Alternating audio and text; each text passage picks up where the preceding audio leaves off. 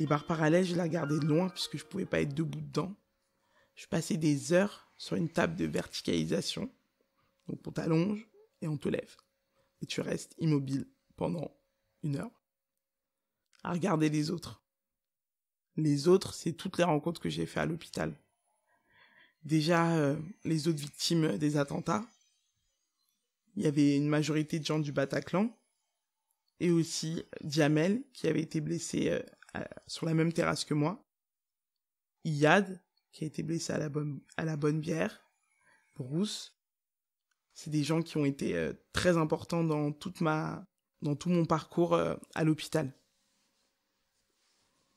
Ça a été aussi des moteurs. Puisque déjà que j'étais la plus jeune en âge, j'étais aussi celle qui était le plus en retard dans la rééducation.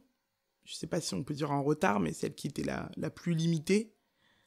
Et je me souviens de souvent suivre et forcer pour les suivre tout simplement dans les couloirs, lorsque tout le monde avançait vite avec son fauteuil électrique ou son fauteuil, et que j'avais l'impression d'être une gamine qui leur dit « Attendez-moi, attendez-moi » à ses grands frères. Mais ils ont toujours été là pour moi. Et chacun m'a montré une différente facette de la résilience. Djamel, c'est un combatif, il attaque avant d'être attaqué. Iyad, c'était une force qui a pu préparer le barreau aux invalides. Ida, c'était on ne se plaint jamais. Et Eva, c'est la force tranquille. Djamel, sur BFM. Bien sûr, je suis chanceux, je suis vivant. J'aurais pu prendre une balle dans la tête, dans le cœur, je sais pas. Même si je dois perdre le pied, je suis vivant. La vie elle continue. Ça m'empêchera pas d'aller en terrasse, ça m'empêchera pas d'aller boire avec des amis. Je préfère vivre que m'enterrer. Deux possibilités, soit je craque et je me dis non, je peux pas, j'arrête de vivre. Ou soit tu vis ta vie. Je décide de vivre. Voilà.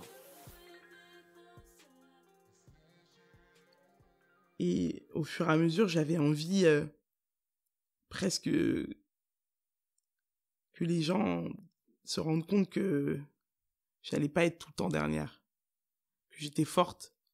J'avais vraiment envie qu'ils soient fiers de moi aussi, notre petite bande. Ça a été aussi un exutoire de la parole, vu qu'on en parlait tout le temps. Ça a créé une différence avec les gens du Bataclan, puisque ce qu'on avait vécu était un moment bref où on n'a pas compris ce qui nous arrivait, alors qu'eux l'ont vécu pendant longtemps, et ça a été très difficile pour eux de nous entendre parler tout le temps des attentats. Quand je dis tout le temps, c'était vraiment tout le temps. Au déjeuner, après la kiné, pendant la kiné, on avait besoin de tout comprendre. Ce qui nous a aussi liés, c'est qu'au départ, on a dû tous partir de nos appartements.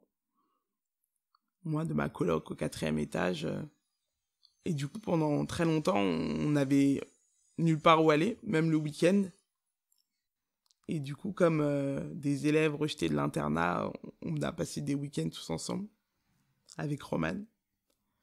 Roman, il travaillait à l'hôpital, je crois. C'était le seul qu'on laissait arriver à 9h et pas à 13h, qui dînait avec nous le soir, qui faisait des fêtes. Oui, parce qu'il y a beaucoup de fêtes aux Invalides, la Saint-Jean, la fête de la bière, enfin, plein d'occasions pour animer la vie des résidents. Et il était tout le temps là, sa table était là.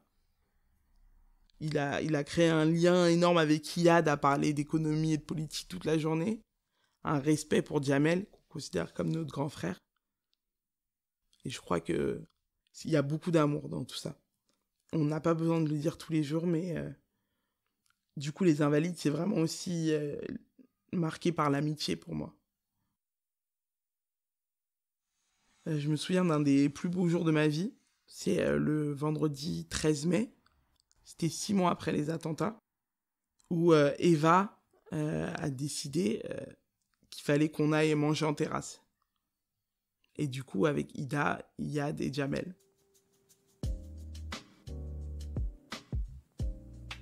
la première sortie, la première montée pour sortir des Invalides, je calais déjà. Et je leur ai dit, les gars, ça va pas être possible, je crois. Mais je me suis dit, il faut que j'y aille avec eux. Quoi qu'il arrive, il faut que j'y aille avec eux. Et du coup, personne ne le sait aux Invalides, mais j'ai attrapé une écharpe et j'ai accroché mon fauteuil manuel au fauteuil électrique d'Ida. Et du coup, on s'est baladé avec moi à l'arrière, qui essayait de contrôler la trajectoire pour ne pas tomber pendant qu'on me tirait, en hurlant et en riant. Et eux étaient là, oulala, elle est folle. Elle est folle. Mais je disais, non, je viens avec vous, je viens avec vous. On arrive au restaurant, et je me souviendrai toujours du flegme parisienne d'Eva qui dit on est 6, on voudrait être installé en terrasse. Et le regard ahuri de la serveuse du comment je place ces 6 fauteuils. On avait la peur au ventre. J'avais la peur au ventre. Mais je voulais être face à la rue.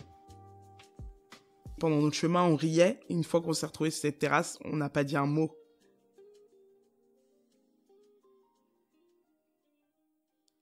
Puis on a commandé à manger.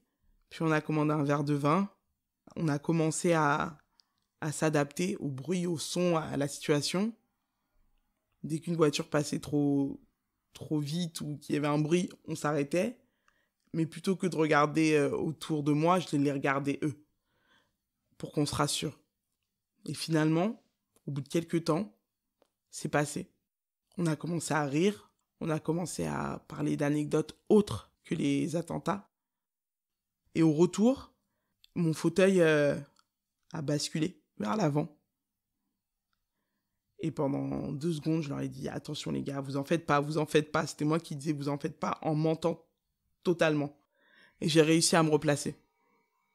Et j'ai dit « Allez, on repart. » Et je crois que c'est ce jour-là qu'ils se sont dit « Ok, Jessica, elle est totalement folle et elle est courageuse. » Et c'est un des plus beaux jours de ma vie parce que c'est la première fois que j'ai ressenti qu'ils n'avaient pas gagné. Que je ferais les choses, même si j'ai la boule au ventre, mais je le ferais.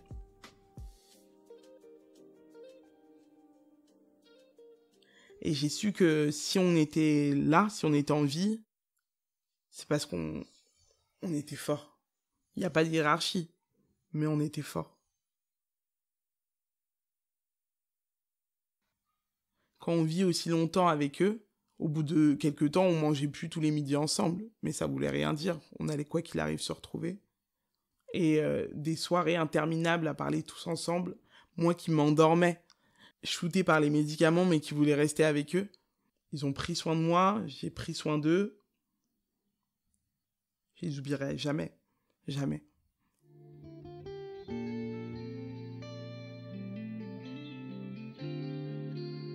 Et ensuite, il y a eu des départs. Je pense que ça fait partie des moments les plus durs. Le premier départ d'Eva, qui revenait ensuite pour faire de la kiné, mais qui partait. J'avais plus Eva tous les jours. Et quand je voyais le départ des autres, je jaugeais le mien et je savais que c'était pas tout de suite.